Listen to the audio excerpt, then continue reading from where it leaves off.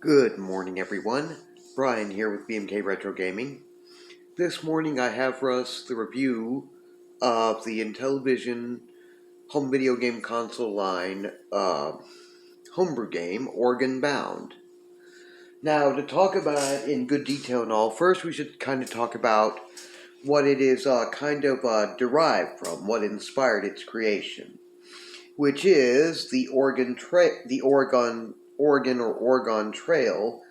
which, if you grew up in the U.S., especially, anywhere between sometime in the 1970s to now, particularly more or less the 1980s onward, you probably have some familiarity with one port or another of it. The history is pretty simple. In 1971,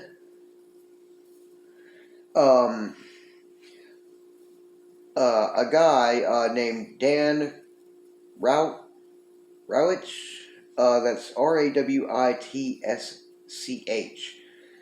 Anyway, he was teaching as a student teacher in 8th grade class in Minnesota, and as a student teacher, and one of the main topics of the semester he was teaching focused on the Oregon Trail, the historical one.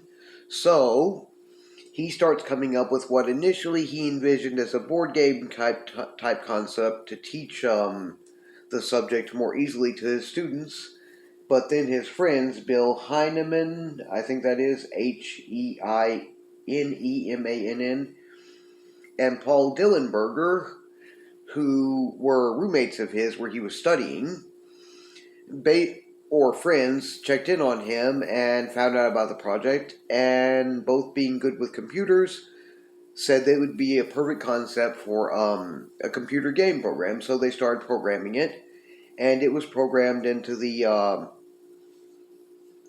high school's mainframe computer, which was on a network, of course.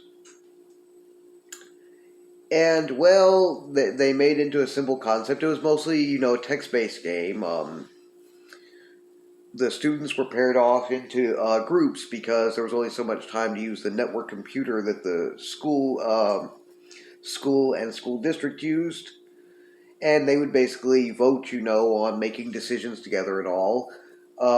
They also created the hunting minigame, which basically back then was the students had to try as quickly as they could to type in the word bang, and if the computer program considered them to have done it fast enough, it would be an accurate shot. If not, they would miss, that type of thing.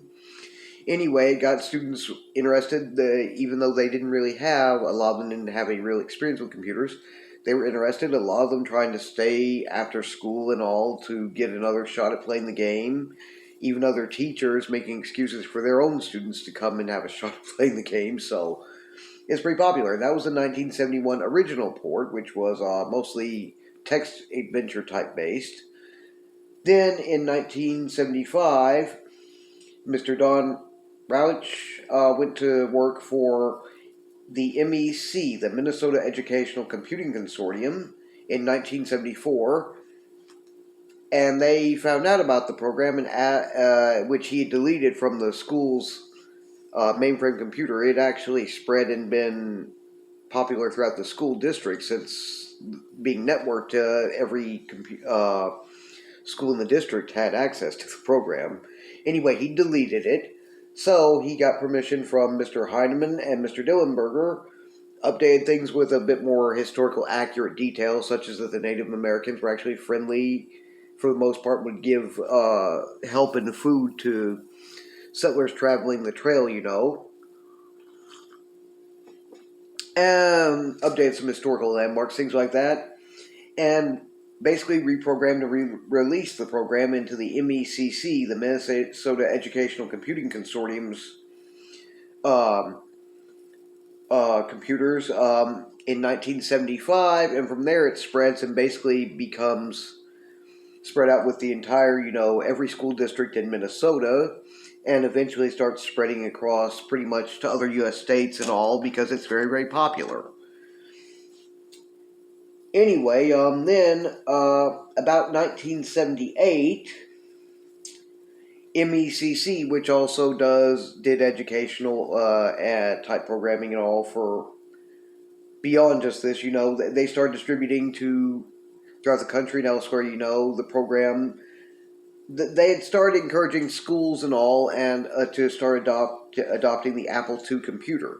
So they created a port that was similar to the original, though with some more graphics and all, displaying landmarks and things like that, a little bit more graphically pleasing than just a text-based adventure style to the game, and released it in 1978 for the Apple II, and almost every school that you could imagine would have, this thing was coming bundled with the Apple II and other types of computers, so it was a well-known program, like I said, if you were in school during this time period to now, you probably played it and got a little familiar with it. I did, from the mid to late 80s to throughout school, really. Then, even in 1983, there was even a title called Oregon that was released in the Expedition series for Atari 8-bit computers as a port there. Then, finally, the port that a lot of us are more familiar with, the 1985 one, was a recreation done by R. Philip Bouchard, that's Bouchard, I think, and a little team, and it was done to be more of a commercial thing. This one was going to be sold proprietary and all. It was also to be sold for home computers, and it was pretty successful. Anyway, they updated, everything became much more graphic, almost nothing left of the text-based adventure style with the earlier ports it had, mostly. Though again, some from 78 onward had definitely begun to incorporate more graphics and more interactive gameplay than the original. Anyway, they include things like made up to 6 different animals you can hunt in the hunting minigame, things like that.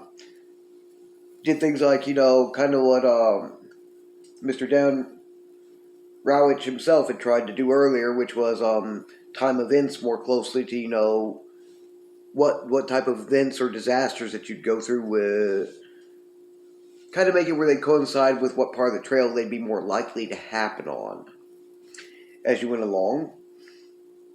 And basically, this is also the one where your party, has 5 people, and you could actually name yourself and the other members of your immediate family in the party, stuff like that. And that's the one that a lot of people from '85 probably remember a lot more. It was still under MECC, the Minnesota Computing Consortium. This one was just done so it could also be more commercial and all. They'd start entering the commercial market and were looking to make more of a profit than they did before. And that's one a lot of people, including myself, probably remember better from school. Because, hey, 1985, I was in school, and that's the one I played on mostly, and the one I remember best.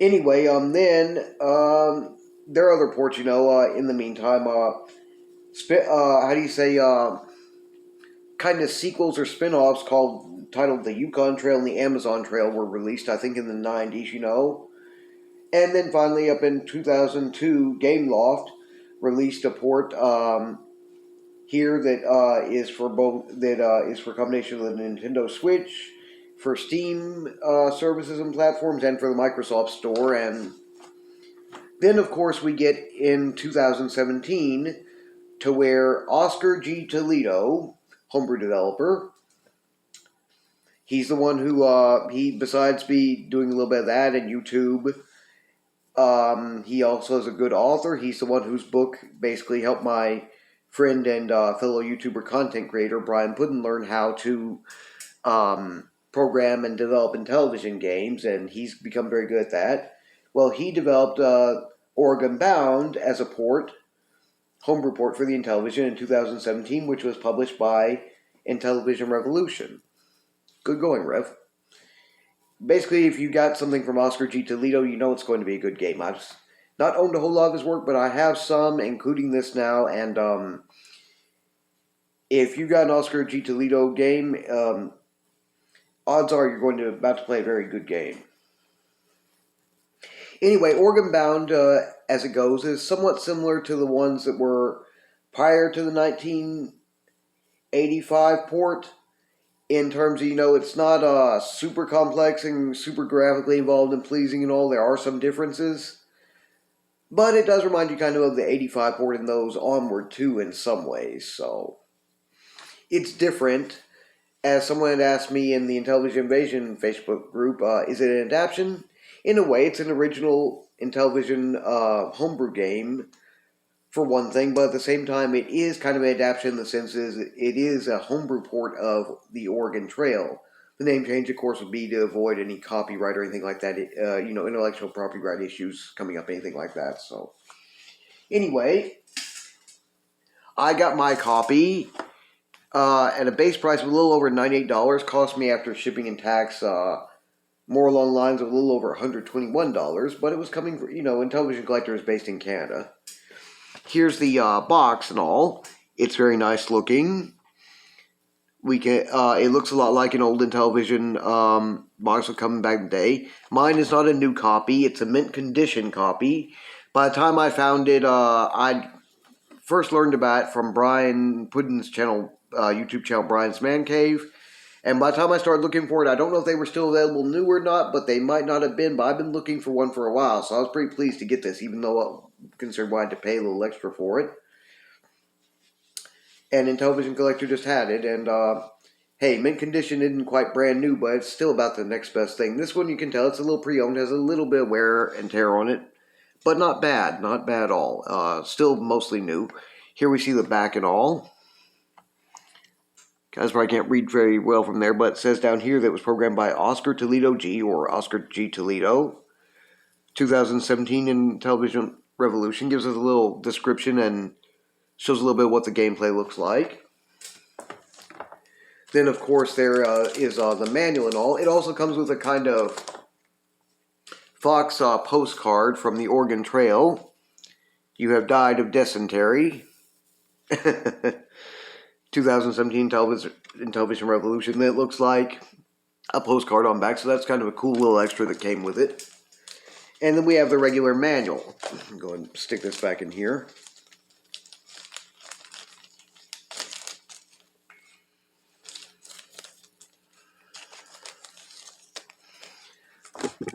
Ooh, sorry. Do not want to knock that phone over, or my stand for that matter. With my INTV3 here, it gets kind of tight. Here's the manual. It's in pretty good shape. There's a been in 1 or 2 pages, not 100% perfect, but if I could find anything really worth complaining about all that much, I would. See here, it says Organ Bound. Tells it's for 1 player and for color TV viewing. Then you open her up. First, it tells you the story, basically, which is Westward Ho. In the spring of 1847, it's the spring of 1847, and you've decided to join thousands of other settlers and move your family west to the Oregon Territory. The journey will not be easy, but you've saved $900 to buy supplies and equipment for the trip. It will take 6 to 8 months and a combination of skill and luck to follow the Oregon Trail to your new home. Have you got what it takes to be a pioneer? Object of the game: survive the 2,040-mile journey from Independence, Missouri to Oregon City, Oregon, and begin your new life as a settler in the Pacific Northwest. And that tells you about how to play and your controls, how to begin, and preparing to head west. Tells you about everything from, things you're going to need to know, from marksmanship to your purchases, to, talks about your oxen, your food, ammunition, clothing, and miscellaneous supplies. Then it tells you about being on the trail, which basically,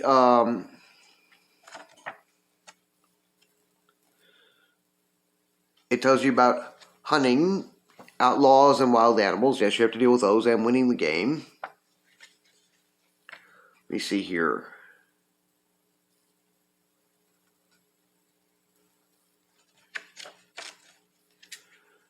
I don't think it says, but it takes, you know, you go through about, and here's the back basically. IntelliVision Revolution, intelligent television. And look here, we've got a Oregon Trail style deal. Could also be a Chase the Chuck Wagon thing too, you know, with the dog behind it. Oh, and also the additional programming was done by Don Switzer. That's Switzer. Anyway, it's pretty straightforward. It doesn't really say, but like most other ports of the game, you basically go through cycles of about 16, where at least 2 disasters or mishaps that you have to navigate your way through come up and all. Which is, in a way, pretty reasonable. There were some ports of the game earlier on where it was shortened to like 12, but they didn't keep with that formula too much. Let me get this back in here too. These are, by the way, the controller overlays. Nothing too fancy or anything about them. Pretty standard. The controls are pretty simple in terms of you mostly just select, you know, from different options on the keypad, which I'll show you guys some here as we go along. Okay, anyway, I've talked for way too long, and here's the cartridge. Pretty nice looking and all. It says organ bound there and all. I guess with that glare you can't see very well, but anyway. I have talked for way too long in this video already, but then again, it's a long history, both the Oregon Trail and Oregon Bound to go over, really, so, to get to the point. So, I'm going to go ahead and shut up, and we're going to get set with my TV and Television 3 and take a look into some gameplay. Okay, so here we go with Oregon Bound. Again, please forgive my long, over 15-minute introduction to things, but, all things considered, didn't have much of a choice, just a long subject to get down to, in a way.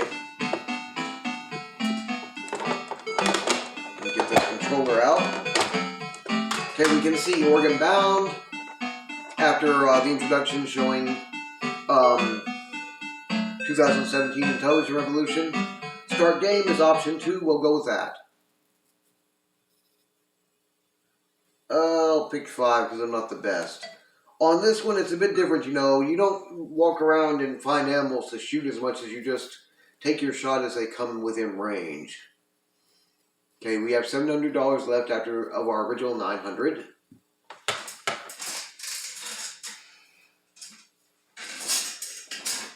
On the auction team, you can spend $200 for a slower one, which is what I'm going to do, or $300 for a faster one. I tend to, and then press enter. I tend to go for the slower ones a little bit. $500, how much do you want to spend on food? A lot of times I go with $300, but I'll go with $200 this time because that's been stretching it kind of thin, you know. Want to spend on ammo. Actually, each dollar, I think it is, gets you like a $50 round belt, so 40 gets about 2,000 rounds, which is more than enough. How much do you want to spend on clothing?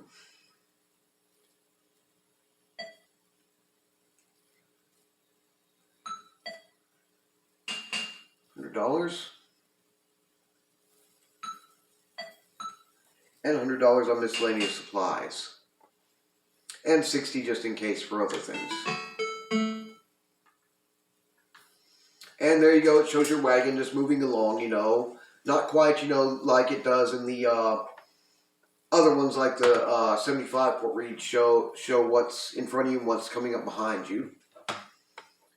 Then, of course, you press any number on the keypad and lets you set some things up. Haven't traveled any miles yet quite. Okay, press continue, option 3, and enter. We'll eat moderately. That won't be too much for what we've got going.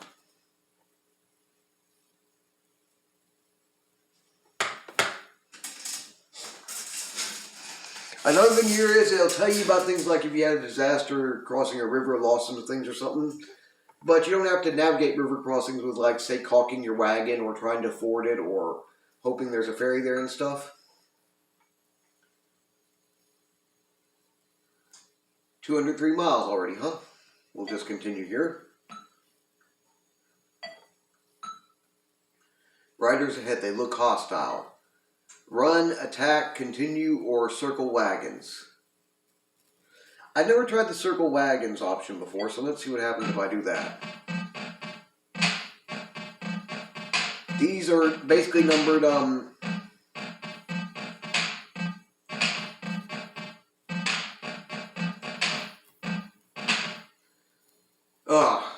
you got knifed. You have to see good old Doc. Yeah, the riders were hostile. Check for losses.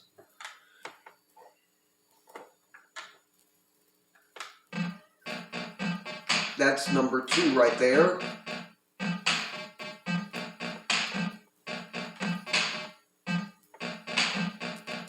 One, that's number 3.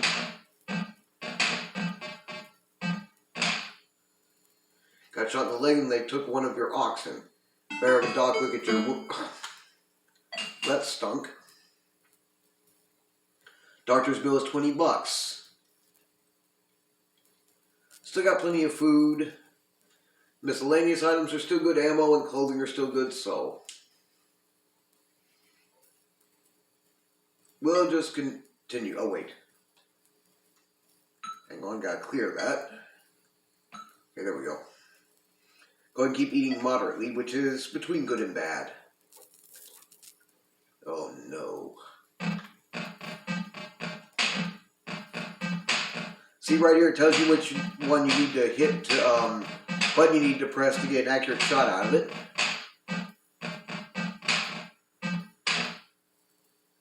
Yes, managed to get them all. Of course, in the dark it's a little harder to see my buttons, but that's okay.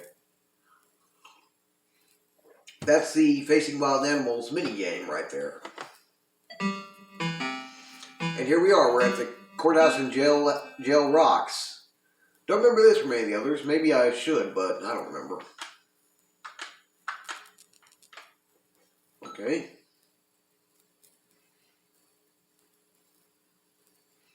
Press continue. Continue eating moderately. That way we'll still have... Oh no, here we go again.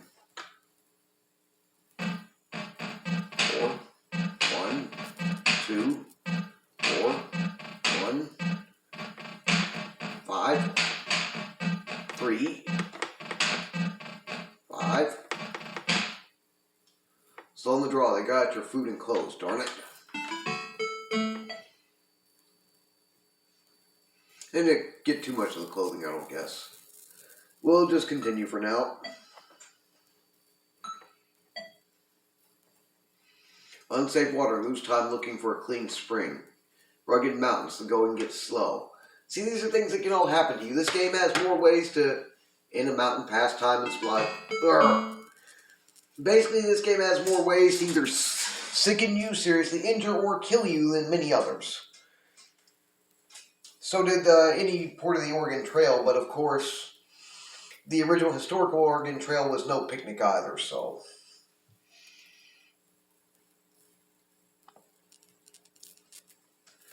Anyway, let's just keep it going and see how well I can do on it.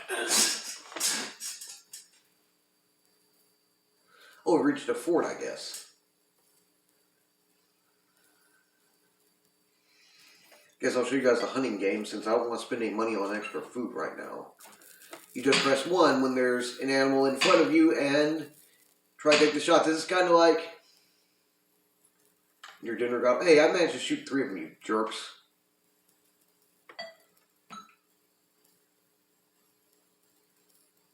Well, at least I'm going to stay warm.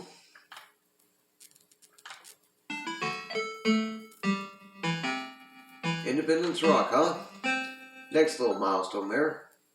Food. Need to try hunting again.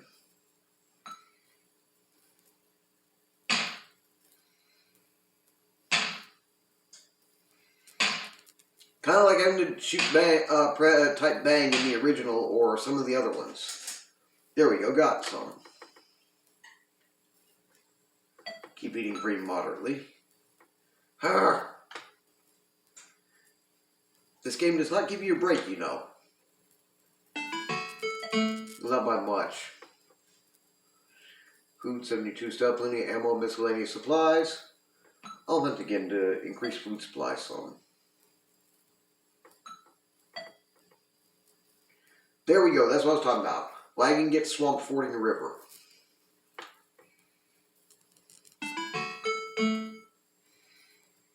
Need to do some more hunting, please.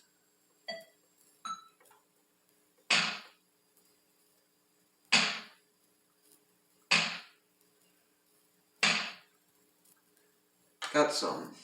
Good. We'll still continue to eat moderately for now. Helpful Indians show you where to find more food. Good.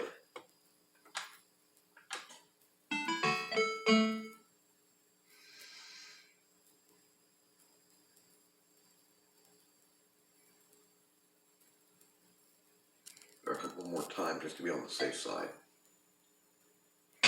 Bison, yeah. See, it presents you even in this port, Homebrew port, with some different animals to hunt on, so.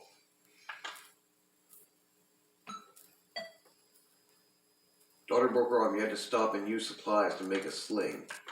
Rugged mountains of going get slow. Now forgive that my screen's kind of looking a bit choppy here.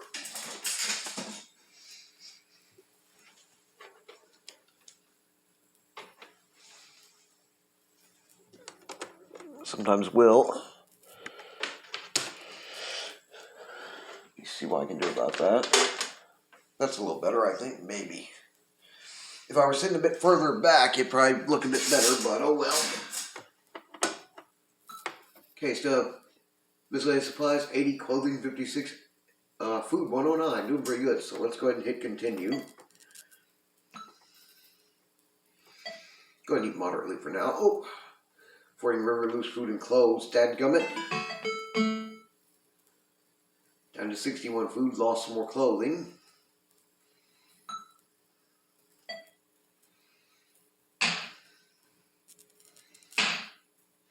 Again, I think this one you can only carry like 100 pounds of food back or something like that, but it doesn't really tell you that. It just tells you if you manage to successfully hunt or not.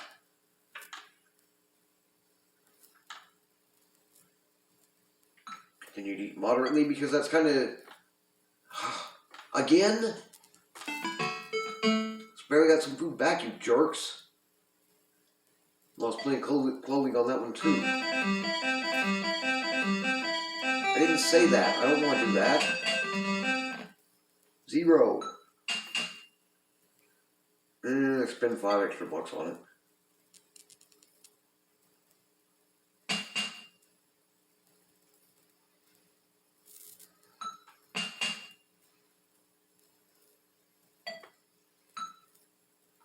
Bound illness and medicine used. Thank you very much.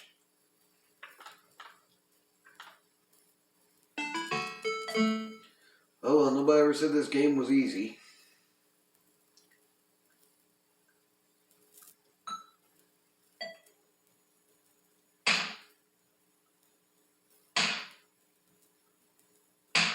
Matter of fact, neither on this nor on any of the other ports of the Oregon Trail, I don't think I ever quite made it to Oregon. Come on now. More times am I going to have to lose food before you jerks let me go ahead and catch a break? Ooh. Better get some more stuff at the fort. No, I can hunt without having to worry about that.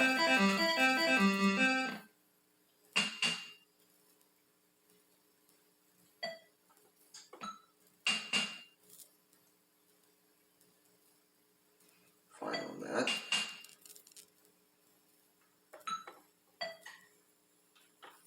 Not this again.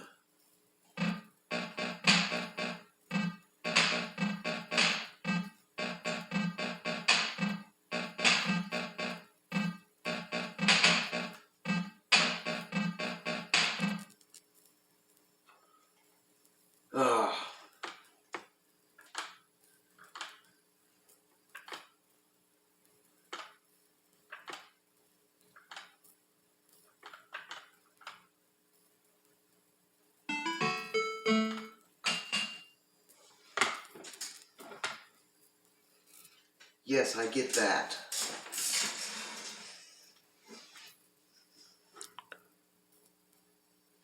I got my party starved to death.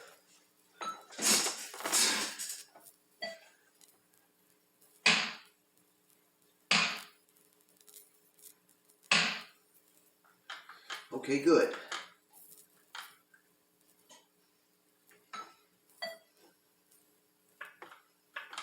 Oh well.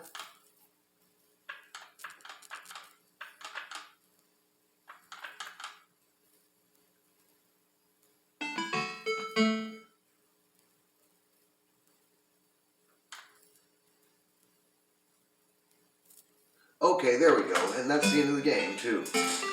Due to your unfortunate situation, there are few formalities. Okay, would you like a minister? Yes. No.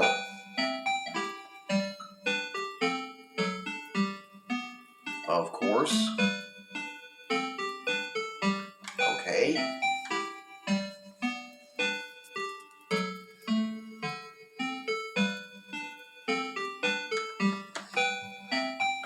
Oh well. I think you guys have the idea with the gameplay by now anyway.